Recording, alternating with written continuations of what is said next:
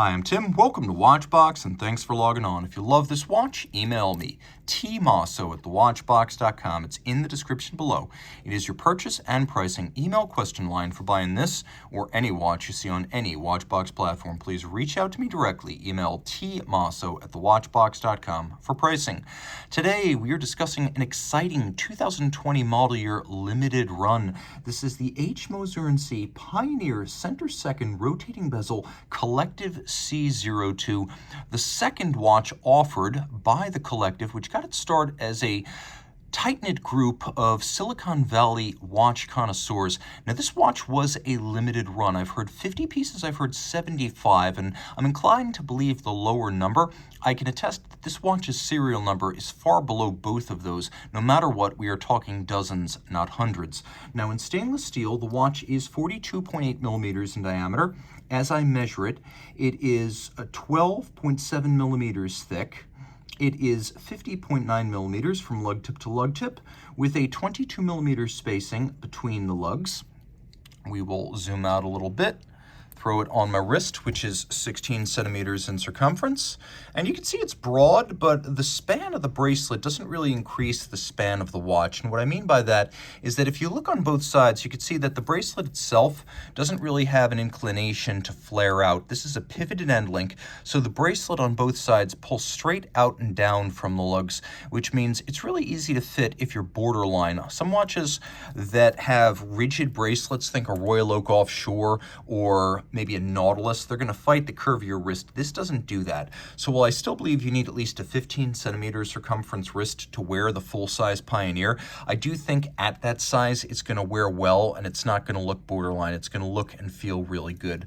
As you can see, my wrist is 16 and the lugs and the bracelet ends are not overhanging the edge. Now, taking a quick look in profile, it's not as thick as you might think. Under 13 millimeters thick, it will fit underneath most cuffs. So if you want to wear it with formal attire, there should be no problem there. Taking a quick look, you can see that the lugs are sharply curved. The bracelet is integrated. It has two primary styles of links. There's the intermediate and then there's the H pattern outer link. And if you look carefully, you can see there's a little bit of a taper down from the end link towards the actual clasp. Now, if you look carefully too, you can see every single link is removable, but with a pin sleeve system here, you're going to need a block and a punch if you want to size this one at home. That said, there is some sizing flexibility built in. You press the little Moser logo.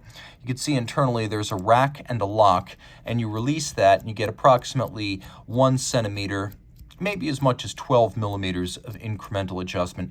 You can also see that the profile of the buckle matches the profile of the case with the recess and the coining. Twin trigger release, thick gauge, single fold, steel deployant clasp.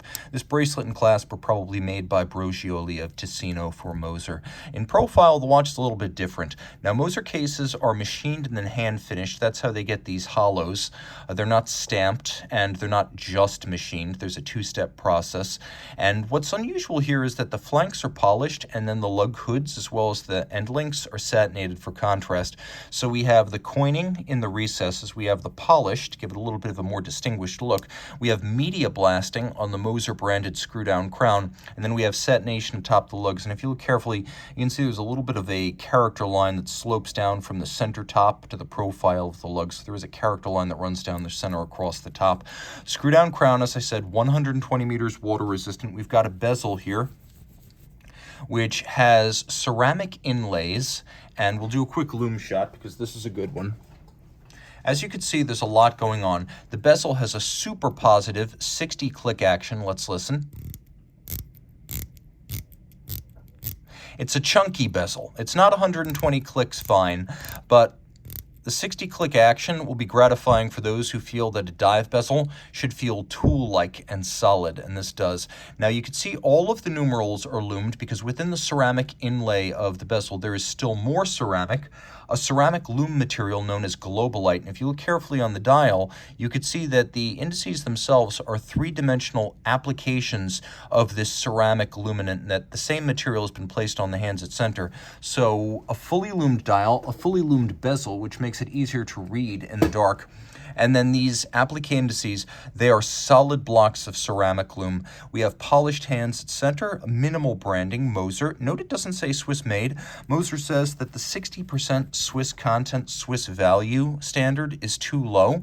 They say their watches are 95% or more Swiss, and thus they will not use the lower standard on their dial. They just assure you that the watch is almost entirely Swiss, therefore they have their own Swiss-made standard. Outboard, there's a flange, and we'll go back to the lume shot real quick. So you can see that the flange as well as the luminant blocks are luminescent. There's a dégradé or a fade, a fumé, as Moser likes to call it, smoked, light, vertically satinated green at the center, almost dark at the edge, courtesy of a lacquer application. It does have that stainless steel-like brushed pattern from top to bottom. And the watch only has one subsidiary setting mode, which is hacking seconds, so you can stop the seconds hand and set it to a reference time. There is a little bit of a note about some versions of the Pioneer rotating bezel. Some have a metallic insert, some have a ceramic insert. This one is ceramic. Flip it all over. You can see, although the edition number itself is somewhat mysterious, the Collective notes this is a limited edition. Again, I'm banking on the 50 pieces, though I have seen 75 reported.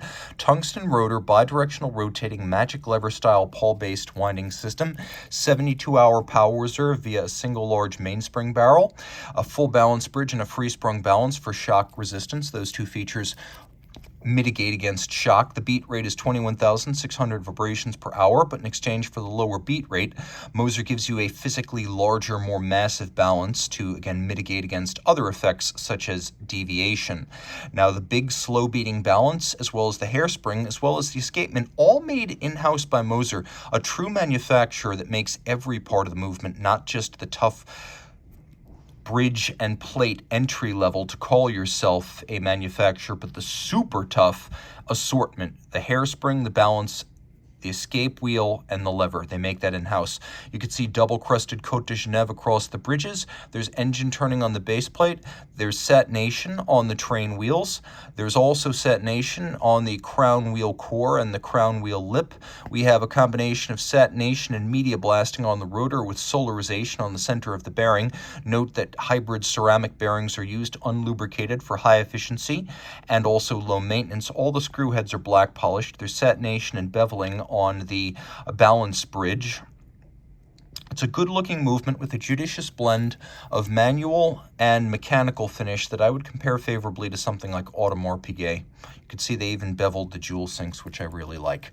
So, 120 meters water-resistant, rotating bezel, stainless steel, automatic winding, and full bracelet, plus rare and beautiful, from a company that only makes about 3,000 to 4,000 watches a year. The other fully integrated manufacturer out of Schaffhausen, IWC's mini rival, and first in my heart, H. Moser & Cie. Reach out to Team Mosso at thewatchbox.com for purchase and pricing details.